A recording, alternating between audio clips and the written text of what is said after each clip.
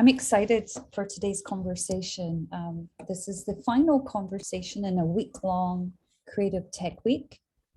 We've had people talk about education, memes, emojis. We've had guests from Google, Amazon. We've had guests who are part of our trustee and educational leadership talking about neuroaesthetics.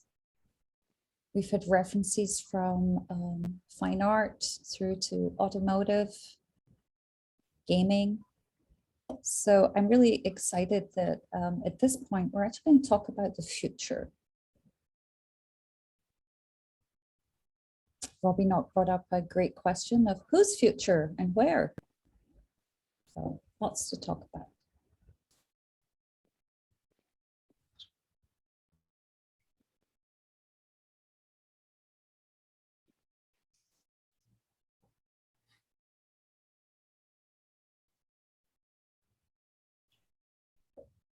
So let's get started. I'm Maggie Hendrie. I chair our undergraduate interaction design department and also our graduate media practices program here at ArtCenter in Pasadena. And I have two guests and our conversations in preparation to this have been inspirational and creative and very open. So I invite everyone to put questions in the chat, raise your hand, join the conversation as we move along. So I'd like to introduce Julian Scaff, who many of you may know as a faculty member here at ArtCenter. Julian teaches human-computer interaction. He teaches user experience interaction design in graduate transportation and mobility.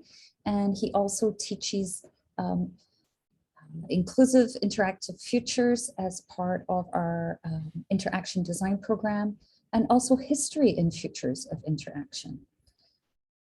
On top of all of that, he is a designer with many clients, a futurist. He has his own BA in media studies and an MA in film and television. And then interestingly, he did an MFA in art and design at the Dutch Art Institute. He also is a close collaborator of Iddris Sandu, who joins us today. Together they work, I believe, mostly in SpatiaLABs, which is a company that Iddris founded. You may have noticed Iddris in the news a lot this week because JC Partners have partnered with the lab for some future-facing technologies. And I think that that's just kind of the most recent accomplishment. Many of you know Iddris from his talks here at ArtCenter. He's often known as an architectural technologist. I also consider him to be a deep humanitarian. With an incredible ability to understand not just the potential of a technology, but the potential of the people who make, craft, and may engage with that technology at any point in its existence. So with that, I'm going to turn it over to our guest speakers. And perhaps I might start with you, Iddris. I know everyone's desperate to know, but how do you come to be in a position where you can think about the future of technology, discuss it with a wide array of people, and then make the most important aspects of it actually happen? Peace, everyone. Maggie, I think that question was so beautifully worded. I think it all starts with humanity, right? Every idea that I think of, or every idea that we think of as SpatiaLABs, and even with Halt Labs, is really centered around access, right? And through that, how can we apply something we like to think of as aspirational necessitation to everything, right? How can we have an understanding that majority of products in this world are designed very poorly, right? And in fact, the products that majority or the lesser majority can afford are the ones that are usually designed very intentful and very well, right? So you think about the different manufacturing processes that will go into making that beautiful piece of glass we call an iPhone or Android device. And that same level of design thinking is not applied to, you know, city infrastructure or hospitals and things like that. So really, starting there allows us to come up with more ideas that are more convolutional, right? Because we're focused on this intent of designing for accessibility. We want to design and bring things into this world that give people security and not create insecurities, right? And the best way to do this is really focusing around access. And so, yeah, that's what I, as well as we, inhibit and practice here at SpatiaLABs and Halt Labs, thinking about, what are the solutions in the world that really need to be fixed or addressed? And once identified, what are the design thinking tools and resources to be able to get us to fix those solutions, right? Are we fixing things that are broken, or are we just creating more problems into things that need to be fixed, right? And oftentimes we kind of put ourselves in that predicament of thinking and go, well, we need to be able to apply our design thinking skills to majority of the products that people can afford, make them super affordable, all while reducing the cost of them significantly, right? And that's true level of access and what we're focused on. And that's usually where it starts, right?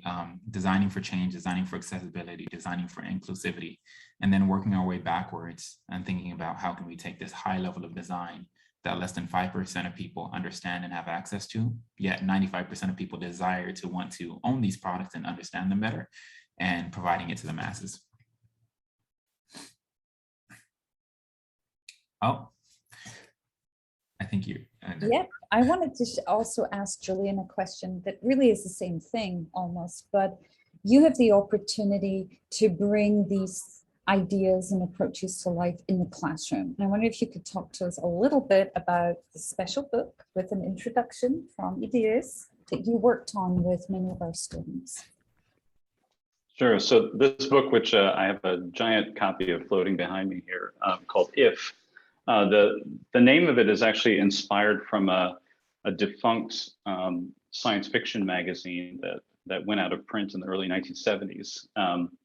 But it became kind of a really nice acronym for us because it spells interactive futures, IXD futures, inclusive futures, and so it has these multiple meanings. But this, it came out of an advanced studio class that we have that I first ran in the spring, that was around kind of how do we create an inclusive design process that marries methodologies in future casting with the human-centered design process. And we've been doing this for a while at ArtCenter. And I thought, there's such incredible ideas coming out of these exercises that it would be nice to kind of put it together in a publication for the public, for the world, and put it out there. So, so that's where the concept for this book came. You can't see it because it's being edited out by my green screen software. But you've got it, Maggie, there. I've got a giant copy there behind me. And so this first issue, we were really dealing with a lot of issues of like inclusivity and identity, and thinking through what how do we solve these human problems that don't exist yet, but sort of the seeds of them exist today. And I think it's incredibly important. We're facing such tremendous challenges in the world, and our thinking is too small. We tend to think in weeks and months and quarters, and we need to think in decades and centuries to be able to tackle these big problems. So this is really about sort of cultivating this new way of thinking, exponential thinking, as a way of problem solving with a more long-term view. Here's a challenge I face, right? And sometimes it's getting my head around it, but sometimes it's about making decisions about partnerships, collaborations, and what to make, right? Which is, there's a techno-determinism, right? And it often shows up in a form of future thinking that is both speculative and wishful, right? And then we end up chasing after it just because we can, right? And I know that's very different from the methodology you use, which is how are humans feeling, behaving, and engaging with themselves and with the environment, and how do we serve them, right? But I wondered if you could talk a little bit about how do you anchor what is somewhat speculative in a methodology where it's unpredictable. And I think but also in creative technology, we need to experiment and not know the outcome. So can you talk a little bit about how you, well, at least give me some advice. How do you live with that, and how do you untangle that in practice? Yeah. Well, the first thing I think is with future casting is to try to get away from the business of making predictions. And I think that's what we think about when we think about future casting. It's like there's a prediction, and then we can measure that. We can wait and see if it turns out to be true or not. But in the end, that's not very useful, and it's not very proactive either. And so like one of the methodologies I use is called causal layered analysis, which is really about mapping more desired futures using data that we have today. So you can plug data in and base it on some empirical knowledge we have today, and then project in the future. Okay, there's a range of possible futures. There's some futures we can say are not possible at all, and so there's some we can rule out. And there is a lot of uncertainty. But it's something that you have to kind of embrace within the process is, okay, we're designing for a range of possible futures, but the best way we can sort of determine that we get the future we want is to be active participants in architecting it in the first place. I'll throw this out, maybe Iddris will answer it. Who gets to want, right? We talk about futures we want. Who is it that's wanting and has the opportunity to want and desire and imagine? Well, that's a very great question, a very broad one that I feel that I can't even fully answer. I can just give my subjective perspective on it. I think the thing with wanting is wanting speaks more to privileges, right? And you know, being a Ghanaian American kid that grew up in Compton and Harbor City, I grew up wanting a lot of things, right? These things were privileges that I wanted, when in reality, you almost really just wanted the basic necessities of life, right? And so I think wanting is a privilege that can be made more accessible, right? And the ways in which we do this is really thinking about human-centered design, right? If we get away from, you know, all the different things that have been systematically and societally created for us to design around inclusivity or exclusivity or, classism or whatever it might be, or race, we will then realize that at the core of everything is just design, and it's just creating for access, right? The Bauhaus movement starting in 1919 was just about humanity, right? It was about designers coming from all different walks of life with a common goal, right? To be able to enhance the world as we know it. And I think this collective human-centered design is what will usher in a different level of what we even perceive to be wants. Mm-hmm. Because we think about, a principle like affordance, right? Which we learn about in design. And you can create a level of affordance that, you might think, okay, well, for example, like a door, I can make a door and I can be like, oh, the affordance of this door is great for an adult that can reach the door, right? But what about a child that can't even reach the door? That's not great affordance at all, right? So it's really just thinking around how can we design wants to be more accessible, right? And wants sometimes can feel very isolated in of itself, because the wants are going to change from person to person, from ethnicity to ethnicity. The basic requirements to attain those wants are going to shift. So given the fact that we're no longer like in the rudimentary or the first industrial revolution, we're now sort of like within industrial revolution 4.0.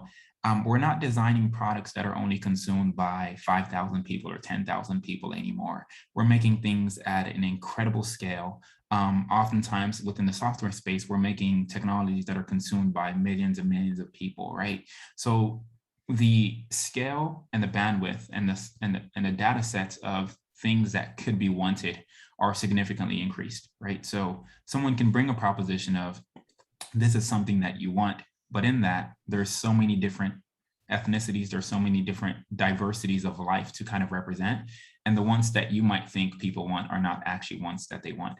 So how can we kind of work backwards to get to a place where, everyone can be satisfied to a level? And I think that really lies in the designing from a perspective of inclusion, right?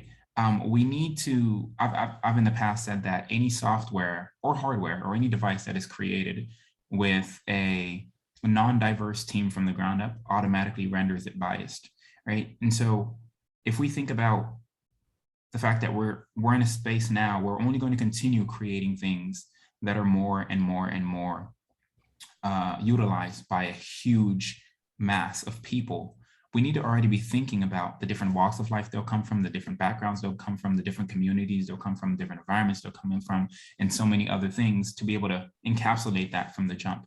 So as we're building a startup, as we're starting these new ideas, we need to be thinking about hiring from a perspective of inclusivity, right? Not only just for the company of itself, but the very product that we're creating is not centered for a specific type of people. It's serving, all people.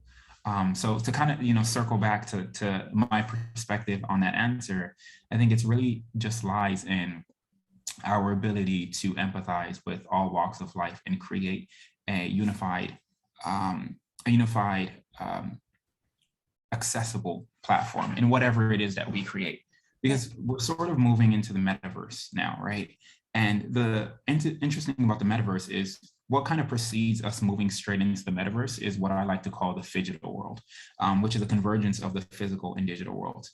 Well, what we're realizing and what software has taught us in the last couple of decades is that the biases that are usually inferred in the physical world can translate over to our digital world, right? So we had, for example, physical cameras that had certain subsets or features that were built to be able to recognize lighter pigmentations much better than darker ones, with physical cameras now translating those same biases over to our digital cameras.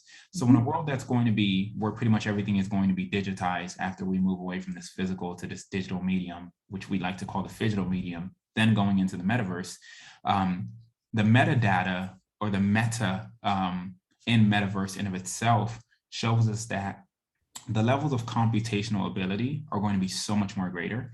And if we're not thinking about diversity now in the physical world and how we can, reduce and minimize those friction points with how people access things, how people want things, what type of things that they want, we're only going to continue to see those biases being informed in a space where it's going to be digitized. And that's also going to, be the next couple decades, right? And so, yeah, that's the answer I would give towards that. It's really just starts in the accessibility for all. So I'm struck by, as we build diverse, inclusive teams, I think we also have new processes or processes we've become more aware of, right? People talk about participatory design, and I'm struck by participatory design actually began in Scandinavia, and it was a means for dock workers in the union to be politically engaged in the tooling and decision-making around the infrastructure in which they worked. And we now think of participatory design as people are expert in their own experience. You don't design for people, and you don't design user experiences. You design for various user experiences, right? And we include those people. And I'm struck by an example that Julian discussed actually in our previous conversation about the cooperative. So we're seeing new design methodologies or more better adoption of emergent design methodologies, more diverse teams, and alternative financial and economic models that underpin the very notion of how a technology can emerge. And I wondered if you wanted to share that, Julian.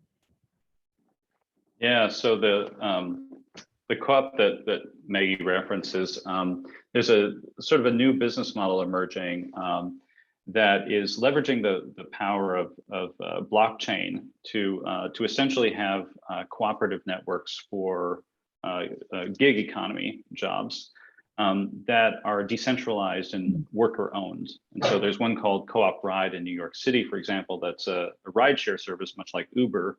The big difference is that it's owned by the drivers. So the drivers share all the profits. They can charge lower fees because they don't have a big corporate entity that is, drawing all the profits up, and much more equitable for the workers, obviously.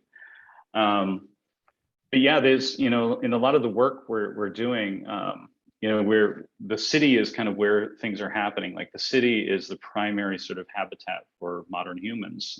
In the future, that will be even more so. And so looking at the city as this sort of digital omni-channel entity that has, one foot in the sort of the physical space of the city, and there are these other layers, some of which are digital. We have to design solutions that the least advantaged people in the city can utilize and can be useful for them. And so I think that's really at the heart of this aspirational necessity that it's a beautiful term that Iddris coins. And it requires diverse and integrated teams to do that, and to be able to do those sort of co-design activities with empathy. And I think it requires also like to ignore the old silos in old systems. So like for instance, the teams that we're building, we have design and hardware and software all integrated. It's all one team, and we really feel it's all one system. You can't separate out those separate things. So we have an obsession, I think, with scale, that the sign of success is scaling. When we have those tight teams, we just like live and work together in a studio environment, does it scale? And how can we consider that while at a certain level we understand universal design principles because we're all human, but we don't all live in the same contexts. And if we are the expert in our own experience, we don't all experience the same thing, right? So can you talk a little bit about how does that scale aspirational necessity when we move from the unique intimacy of one person to the scale that we talk about when we're talking about our current technologies are working in an industrial scale? Yeah, absolutely. I think it's very beautiful, Maggie, that you even just mentioned that, because I was talking with the team about a week ago, and I was talking about if people, besides sort of the energy efficiencies that the ways in which blockchain technologies work right now, if you think about it, a lot of the terminologies are very biomimicry, right? So you have yield farming, right? You have staking, right? You have mining, you have pools. And a lot of the terminologies that are being used in the crypto space are inherent to nature. And I think it's our constant, as biotic life in of itself, we're always going to constantly have an association with wanting to replicate that which we are. And I don't think that's necessarily the human body. I think it's anything that is biotic, right? Or anything that is cellular. So I think with aspirational necessitation, even as we're designing, our references are very biomimicry, right? And we incorporate a lot of biophilia and biomimicry into our world, right? For us studying the handles, we kind of, we'll look at swans next and stuff like that. It's very, thinking of the bullet train in Japan that they were working on, and they studied the kingfisher bird, right? And how it would, submerge itself in the water and break the water in such a way that, it didn't even create a splash. And they studied that and realized that they could actually reduce the drag coefficient, all while increasing the speed when it goes through tunnels. And so that's sort of the not only design thinking that we're thinking here, but when we think of scale, I don't think the future of what design looks like is necessarily looking at, some of my favorite designers like Zaha Hadid, or looking at Adida Rams and studying the 10 principles of design.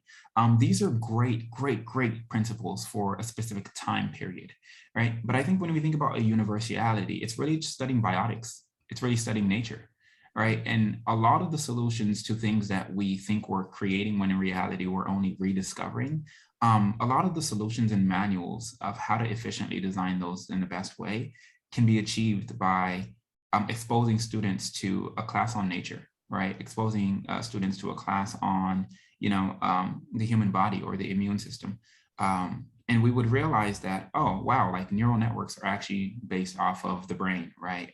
The way that we think about, the World Wide Web is actually built on the structure of a spider's web, right? A lot of the groundbreaking technologies that we would use today are ultimately always going back to one thing, and that's that which we are, which is biotic life inspired by nature. So again, I don't have the definite answer. I don't think there is a definite answer ever, but I think my subjective perspective is really realizing that no matter what we create, there'll be a level of bias towards something. Even if we want to advance humanity, there's a bias towards humanity, right? A lot of technologies that we would design around a human interface, we can say human-centered design, but what about, well, humans are mammals in a form of animal, but what about, cat-centered design? What about dog-centered design? What about plant-centered design, right? So I think if we kind of were to think about a very hierarchical low-level programming language or a low-level design language. In programming, we know of two things, right? You have low-level programming and high-level programming. And usually when you're actually within your low-level programming, you're tapping into the kernel, the operating system itself. You're usually programming using assembly or machine code. And high-level is more API level, right? It's not really at the core. And I think with design, a lot of the design thinking that we apply today is very high level. It's a combination of what Dieter Rams was able to accumulate after years of research, or Johnny Ive, or Mark Newsom, or whoever, or Zaha Hadid, and it's very high level. But again, those consistencies only work within a specific time period, just like a lot of APIs we use today will only be current for the next 5 years. For us to really, really understand where technology is going, it's going to take our exposure to the root of how operating systems are fundamentally written, right? And I think the operating system of design can be closely associated with biotics and nature, right? So that's what I feel like is the more scalable solution when we think about aspirational necessitation. It's the ability to not only study nature, but truly, truly, truly observe it and learn so much from it. We're only scratching the surface, right? Yeah, and again, it's the metaphor, it's a kernel, right? Well, not which magnificent things can grow. It's also the least biased. Yeah. And to add on to that, a lot of biomimicry, I think, focuses on the morphology, like the shape of things. And I think we need to think of biomimicry in sort of bigger terms, in terms of like ecosystems, because that's a level of biomimicry that nature has created incredibly intricate systems that are very well balanced until we come along and wreck them. But being able to think at a systems level and understand how systems work together, like that's how cities work, all of our technology, they're all sort of parts of these delicate interconnected webs. And everything we do changes that web slightly. There's a great book called Thinking in Systems by Donella Meadows, I recommend.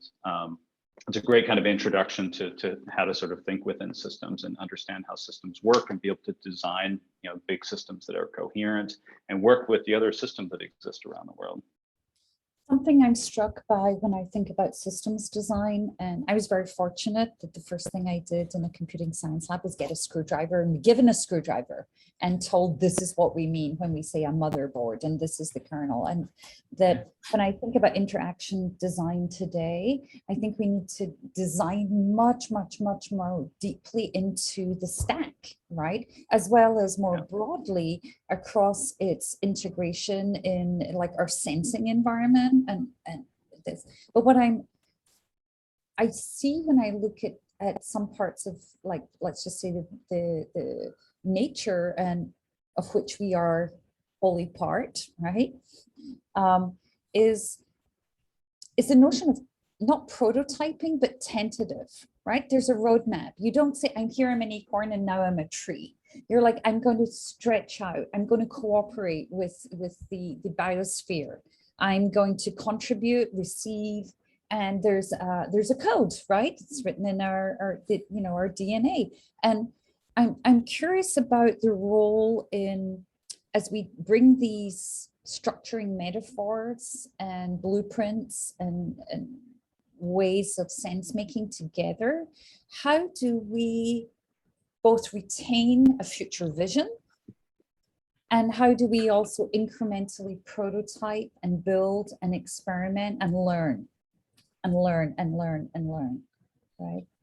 As we move along, right? Yeah, it's a constant learning and observation for us, right? You know, the world around us, the universe around us is infinitely so much more wiser than us, right? You know, I mean, water isn't even from Earth. Water in itself is alien, right? And we're just made up of hundreds and thousands of years of stardust that come to form this intelligent thing we call life.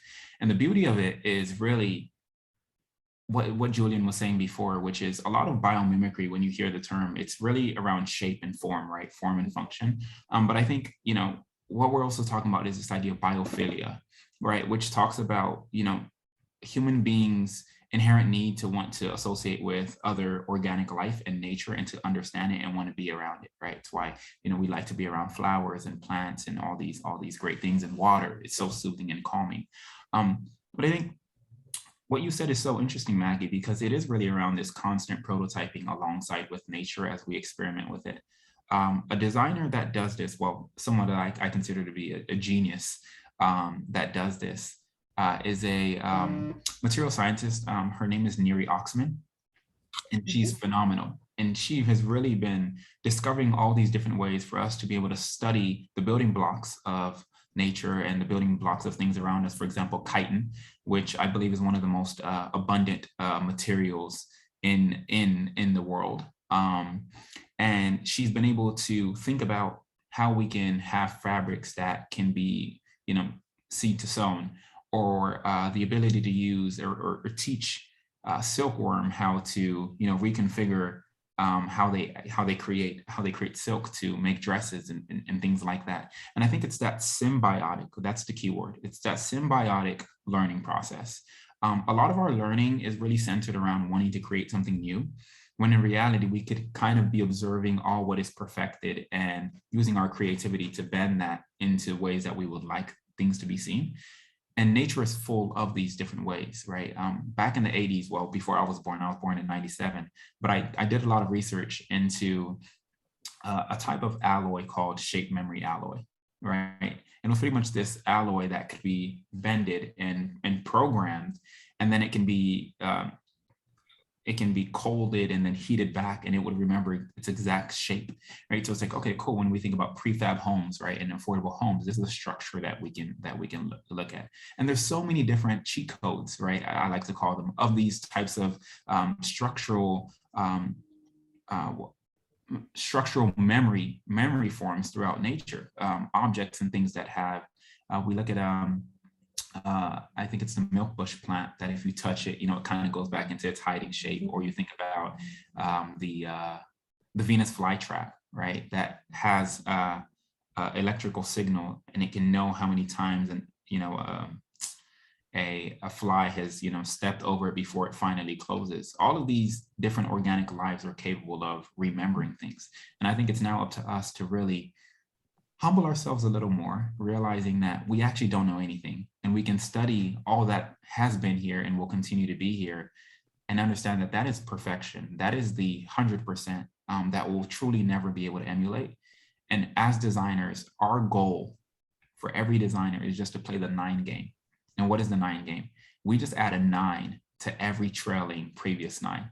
We're always going to be 99.9999999 much more better, right? I don't think it's ever about, you know, creating perfection. I think it's getting the closest to our reality and what we would like to see in the world. And the way that we do that is by continuous prototyping and studying that which is already perfected and that which is abundant around us, and humbling ourselves to understand that there's so much more for us to discover that can guide us towards that. Yeah, and I think it's a common misconception that innovations are always like a brand new thing that nobody ever thought of before. Yeah. And that's almost never true. Like, you know, innovations are usually a recombination of 2 things that already exist. And so I think that, you know, the key to making those breakthroughs is to be very observant with nature. Look at natural processes. How's natural evolution kind of solved this problem before? And then look for those really interesting and unusual combinations of existing things that results in synergy. And we can do that through prototyping. So prototyping is a great way to kind of engage with that recombinant design. Yeah. So I'm fascinated by this because I have the opportunity to work pretty closely with a lot of scientists at Caltech and the Jet Propulsion Lab here. And once I start asking questions such as, what do you see? How do you know it? And who do you tell? And what do you tell them? I start to have this opportunity to hear how, for example, they're looking at tiny, teeny events in the Sea of Cortez to look at the moment that a gas or a physical entity changes form. And they're looking to understand that very moment because they understand that that is how, when they do travel on Mars, that's how they go look for where life is, right? And I come away from those conversations feeling I'm so not done looking. I'm so not done observing.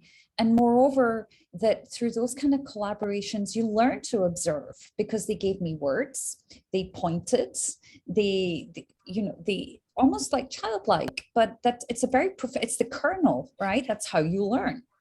And I'm curious if you could talk a little bit about observation and seeing and visualization, particularly in the work you're doing right now. I think you're both involved in these projects around AR, VR, and kind of extended realities. When what we're talking about right now is that our experiential reality, we've only just started to touch it, right? That's the 0.0001% of understanding.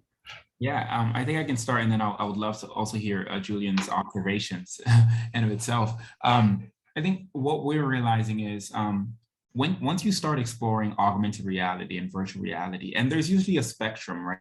So we have augmented reality, which is on this side, and then we have virtual reality, which is on this side, right? And you have an infinite spectrum of so many different experiences that can kind of fall within any of these. And the biggest differentiator between augmented reality and virtual reality is occlusion.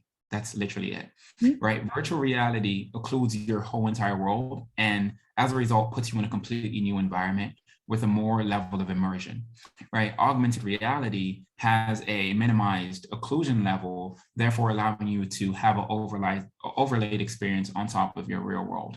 Now, the reason why we're so focused on augmented reality is because it kind of goes into this principle number 6 that Dieter Rams proposed, which is that good design is honest. It neither tries to be something it is not, nor does it convince you of something that it cannot achieve. And we feel that's, virtual reality can eventually get to a level where it can feel so real that you confidently feel like you're within it. But it's going to be even much more difficult to get to that level by wanting to create a virtual reality instead of being able to use your real reality and overlaying virtual objects on top of it. The work can be done infinitely much quicker and can simulate reality much better when people are exposed to the world that they grew up their whole entire lives understanding, than taking them to a completely new ecosystem that they've only been using for a day or for 2 days, right? So it's much more you can convince the user or your audience of a much more immersive and real experience by creating an augmented reality experience and a virtual reality experience. Also, the methods of computation are infinitely much more different. With virtual reality, you have to create everything from scratch, and you're going to be limited by the hardware that you create. So therefore, you're not going to be able to render things that are lifelike. With augmented reality, you have the rendering capabilities of reality that you don't have to worry about, that have an infinite level of pixels, and you can just simulate pixels on top of that reality that already exists. So it gives you infinite pixels plus digitized pixels versus virtual reality, where you have to literally create pixels based off of constraints and so many other things. And what we're realizing is when you start developing, augmented reality in such a way that you're experiencing with augmented reality glasses, right? And different technologies like what we've been experimenting with a lot, which is known as light field technology, which allows users to be able to put devices on like the HoloLens. And it's not just a screen, but it's a light field display that corresponds to not just 2 vectors, but 3, right? So you have an X, Y, and Z coordinate. So you can place objects and simulate reality at an incredible level of depth. And when you start experimenting with this, you soon realize that, wow, what is reality actually? And is this a part of the reality in which we can continue to build what that looks like? And it's so interesting, the things that we think can be created with a virtual medium in such a way that Steve Jobs couldn't have even imagined with the iPhone. And at the first keynote, Steve said that the greatest input device was the human finger, right? And I still believe that. Where he was limited was by the technology of that time, which required a two-dimensional screen. So you're using your finger on a two-dimensional small screen. You're experiencing the whole entire world through a two-dimensional screen. With the possibilities of augmented reality in the metaverse, you can now put some glasses on, and now the world is a 3D representation of that two-dimensional screen. And now you can have things like we like to call spatial apps, right? So on your regular phone, if you wanted to open up a cookbook, you would go to your home screen on this 4 to 5 inch screen or 4 to 6 inch screen, because now with the Pro Max phones coming out, a 6-inch screen, and you can actually just click on, the cooking app. Well, what would a spatial app look like? Well, a spatial app would be an app that will be triggered as soon as you walk into your kitchen, right? Your next version of your Maps app would be triggered once you walked into your car, right? The restaurant menu would pop up when you walk into the restaurant. So we're really thinking around, again, connecting back to this level of humanity. But even as we're creating, and I'll let Julian share more into this, it's really centered around how can we create extensions of our reality? It's not about replacing, like Julian had said. We don't want to invent something new. We want to be able to understand what exists more and how we can insert ourselves more into what exists, because it's already perfection. We're not going to be able to create a level of technological sophistication to have infinite pixels that can be recreated and rendered with incredible levels of ray tracing and ray casting in real time with unlimited computational levels. It's just not going to happen. But what we can do is understand that more and think about how our technologies fit within that some more. And they just open things up to this infinite level of potential for creating new realities. Julian, I'll let you touch more on that. Yeah, for sure. Yeah, and we're in the very early stages of the emergence of the first generation who are XR natives. And what that means is that there's an expectation now that the phygital space is fully integrated, that there is no division between the physical and digital. What that means in terms of interface design, which I think has always been true actually, is that interface design is not a static medium. It's not like a photograph frozen in time. It's a time-based medium. And humans are not just aesthetes. We don't just care about beauty. We're kinesthetes. We exist within the continuous stream of time. And so thinking about all of experience design as a time-based medium in this blended environment where there is no difference between software and hardware, between physical and digital, I think are really critical. To really engage with that, we also have to engage with lots of different points of view people. So going back to the diverse team, the diversity of user testing is extremely important, and performing these ethnographic studies that we do to really understand different perspectives. It reminds me of this, the famous quote by Marcel Proust, where he said, "The real voyage of discovery consists not in seeking new landscapes, but in having new eyes." And I love the philosophical meaning of this, but it also has meanings that adapt to neuroplasticity, that we can actually adapt to different types of stimuli, that we can learn to see digital and physical things as part of the same thing, and understand that digital things exist even if they don't have a sort of touchable body. But also through technology, our senses can be expanded, like with AR. And we're going to see this, in the next decade, some really wild new things. Like there was just an experiment done with using sonar with a neural implant to help sight impaired people be able to see with sonar. And they discovered that a person could learn how to use sonar. Their brain could adapt to that. But that means that sighted people could use this too, that we could actually add additional senses, which might make sense in an XR environment.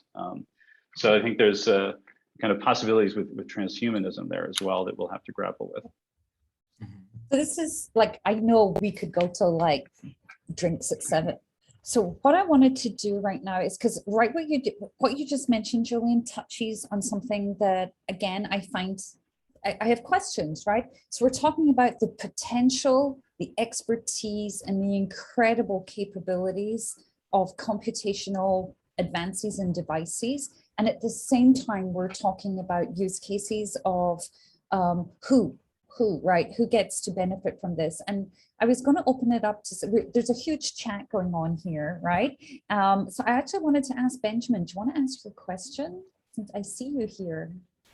Hey. Yeah, I'll just reiterate it because yeah.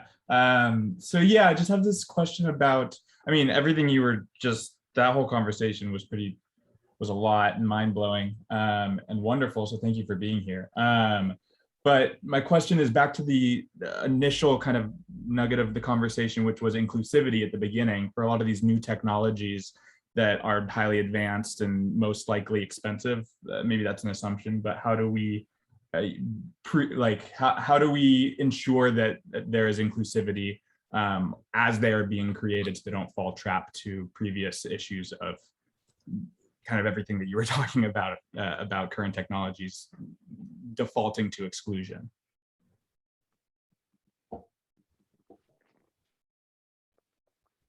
Julian, do you want to start with this one?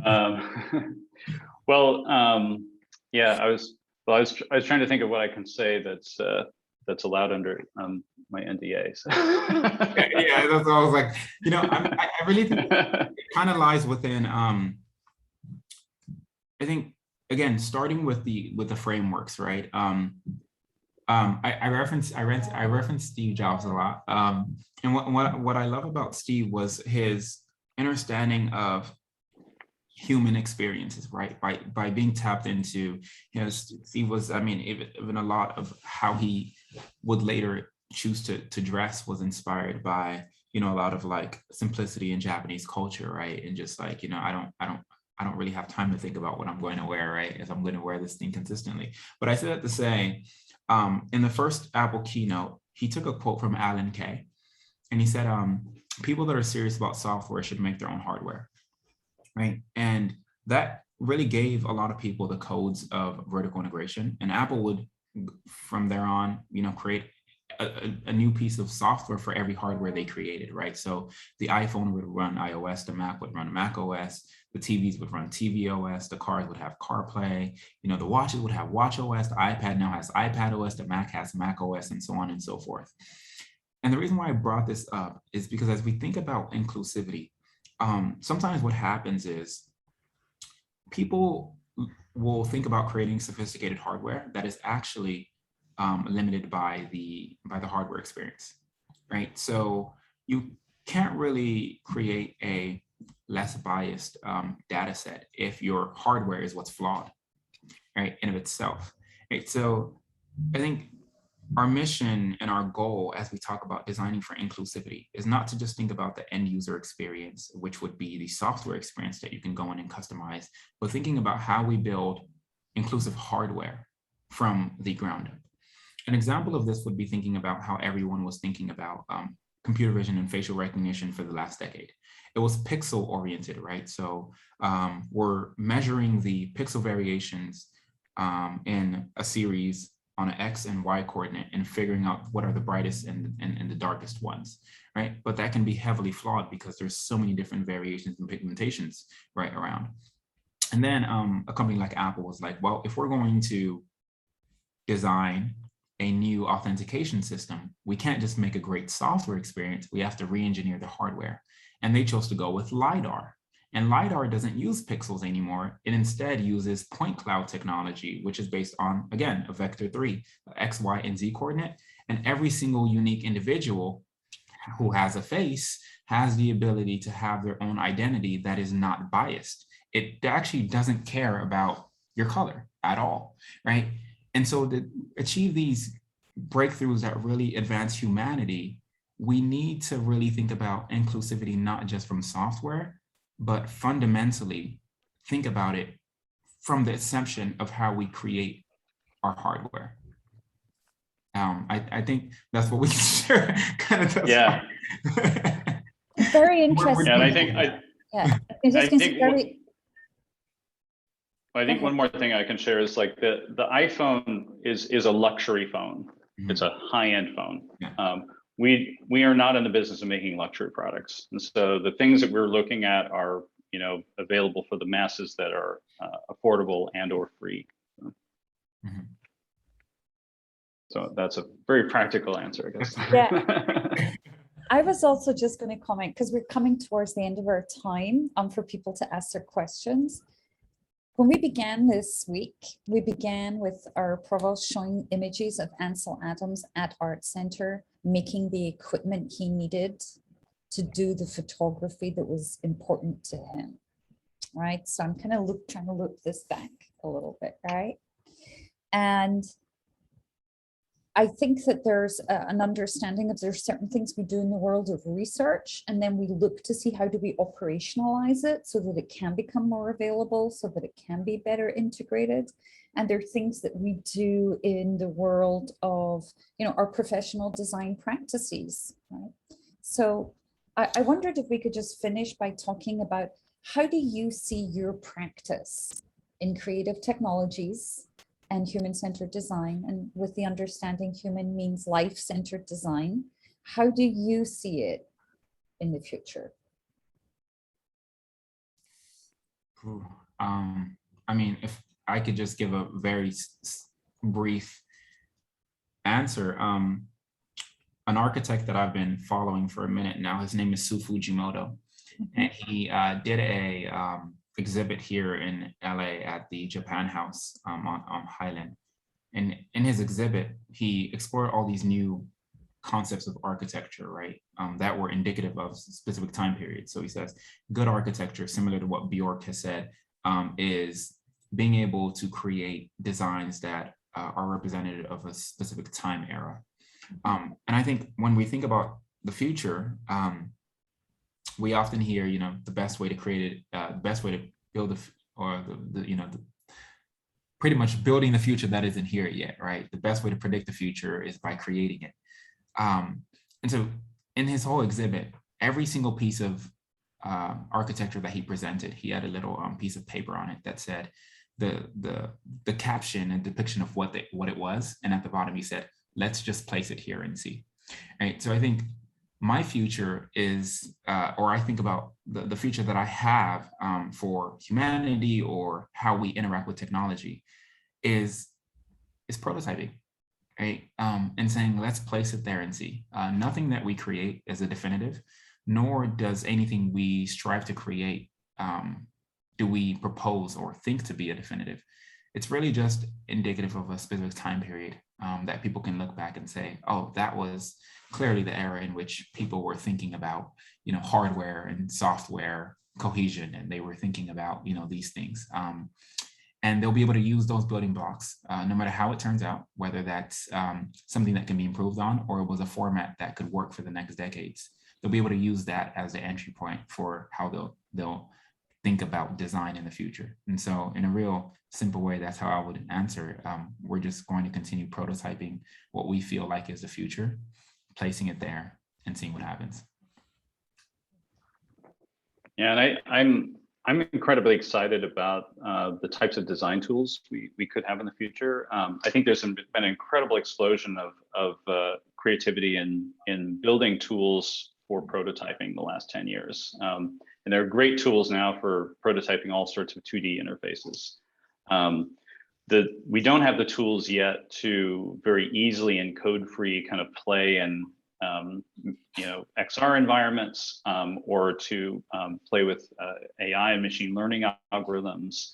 And what I'm excited about for the future is to have a suite of prototyping tools that are more agentive, that can be less like sort of dumb hammers and drills and more like co-collaborators, actually, that the tools and the designers can play with each other to come up with ideas.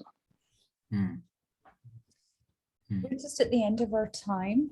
I think that's a call to this community for the types of tools and direction, more participatory design research, more participatory making, more strategic, thoughtful prototyping, and more tools for Julian and Iddris. So I want to say thank you, obviously, and I also want to acknowledge that while we are on Zoom, it can feel very strange. We're all behind our little screens and you don't often hear the audience applaud. So I just wanted to share our gratitudes, as well as I see the applause coming in the chat and in other ways. And I'm looking forward to the next steps. This is the final conversation in our Creative Tech Week. And you've done a phenomenal job of not just touching on why it matters, but why it has purpose in our collective future. So with that, I'm going to turn it back over to our entire Creative Tech Week organizers, Robbie, Paloma, to hear some final remarks. Thank you, everybody. Thank you. Thank you, Maggie. Thank you, Maggie and Julian and Iddris. So many layers and so much to think about. One thing that I'm really left with is that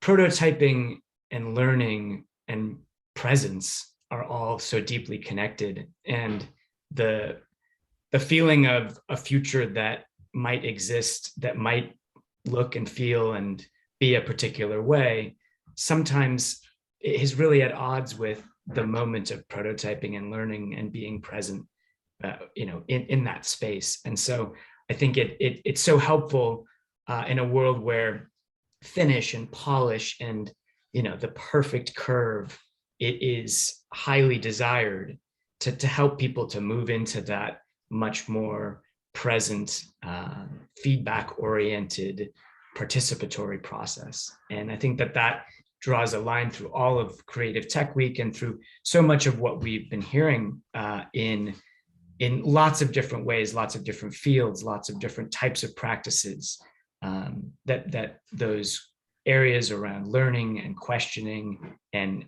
observing and participating are often so much more important than the end results, that we're actually always going to be in that stage. So I'm very, very excited that we've been able to host you all and bring this all together. We'll also be pushing this out in recordings on our YouTube channel. And we do have a survey for the audience. We'd love your feedback. We've sort of arranged this week over a series of schedules and different types of audience participation. So we want to know what worked, what didn't work, and anything that you can share with us will be very, very useful.